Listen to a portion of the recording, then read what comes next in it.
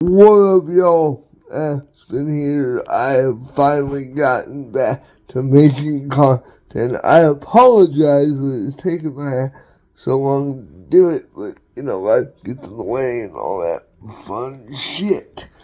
Anyway, today we are here to talk about the movie Sinners, starring Michael B. Jordan and Michael B. Jordan. And a few other people that I can't remember. Now, to be honest with you, I am not the biggest fan of dual role movies. I'm just not. Two actors, one actor playing the same character thing, it's always I don't know, I've just never been fan, whether it was Sinners or Norbit, for example, way back in the day, or Coming to America, or even more recently, Alto Night with Robert De Niro. I don't know, one actor playing three or four different people has never been my thing. Anyway, back to Sinners.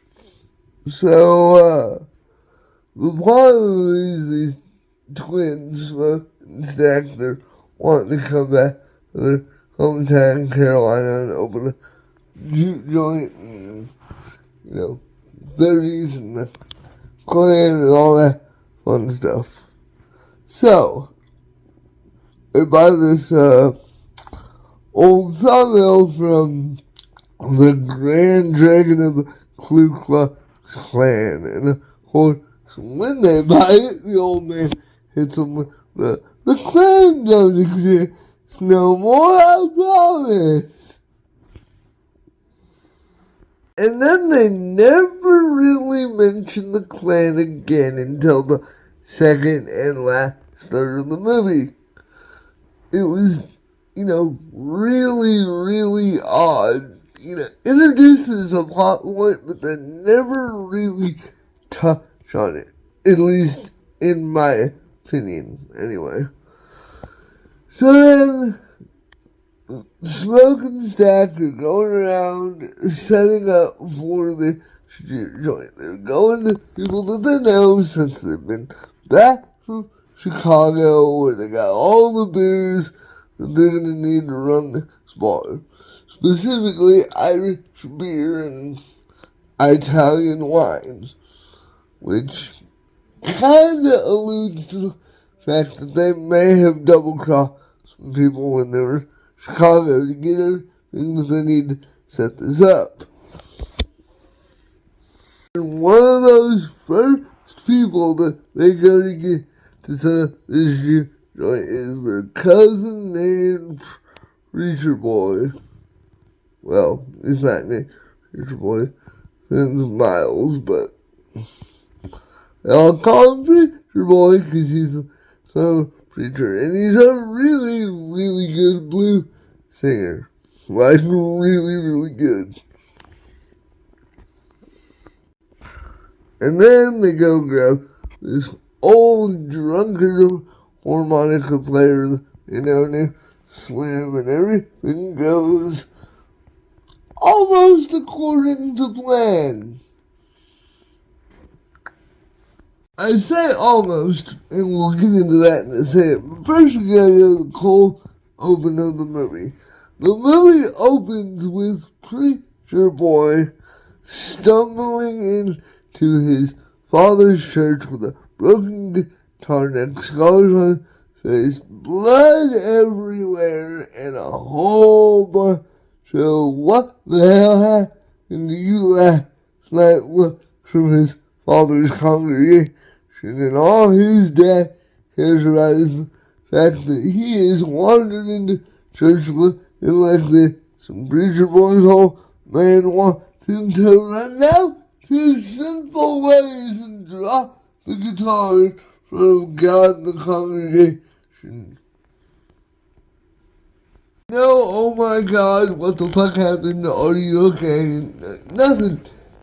Just, oh, you're fucked up. Are you ready to run out your ways in the presence of God in my congregation and all that. Nothing. When we find out they've been tortured pretty much by, get ready for it, vampires. Yes, I said vampires.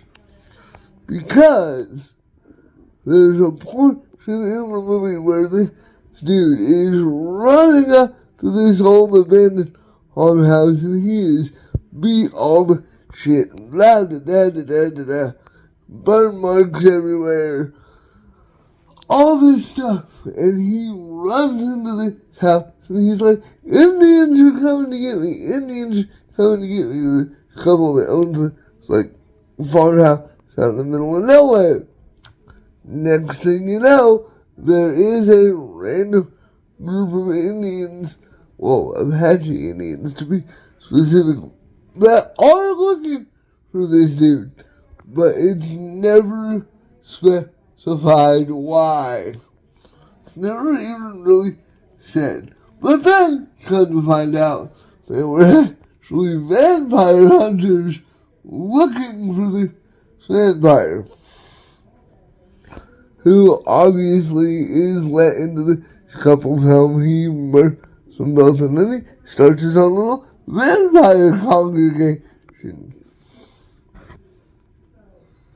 Oh, by the way, except for the 3 total scenes with the group of vampire hunters that are looking for the head vampire named Remick are in when they're originally looking for him, they're never mentioned again.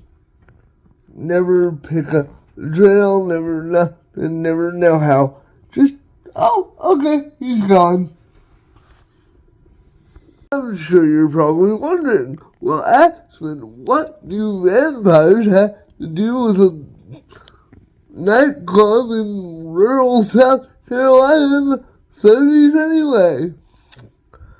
I wasn't entirely sure, but then I had to rewatch the scene like 4 or 5 times, and then I finally understood.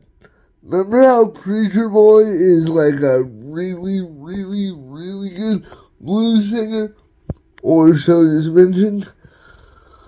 Well, apparently Preacher Boy has that voice that is like once in every generation type thing, like his songs can speak the test of time and speak to whoever they need to speak to. So the head vampire wants to turn Preacher Boy into a vampire so he can be reunited and spread the memories and legend of his vampire like bloodline. I don't know. I'm not entirely sure. This is where the movie gets a little fucking, out there. But yeah. So that's why the vampires want Preacher Boy, so they can really, really spread the word of the vampire. Almost forgot to mention the 2 love interests from Smokestack Twins. We have Annie, who is like the town's residential, like, Bayou Voodoo lady. And that's, Smoke's girl, I do believe. And then there was Mary, who is the, like, white lady that used to live in town with the twins, and I guess her parents died. I don't remember, and then she ends up growing up with them, falls in love with the other one. Well, some things go awry, to say the least. Actually, they all go awry. And only 2 surviving characters are Smoke and Preacher Boy. Won't go into detail how, but those are your 2 final characters. There isn't even a final lady in the movie. Without giving away too much more, because there are a couple plot twists that I will avoid. They are great. Without giving away too much more, other than the weird, I guess, flow of the movie and some of the things that they mention but don't really mention, because of the lighting and because of the shots of the action sequences, I myself would give Sinners an 8.5 out of 10. Not perfect, but not bad. Solid movie.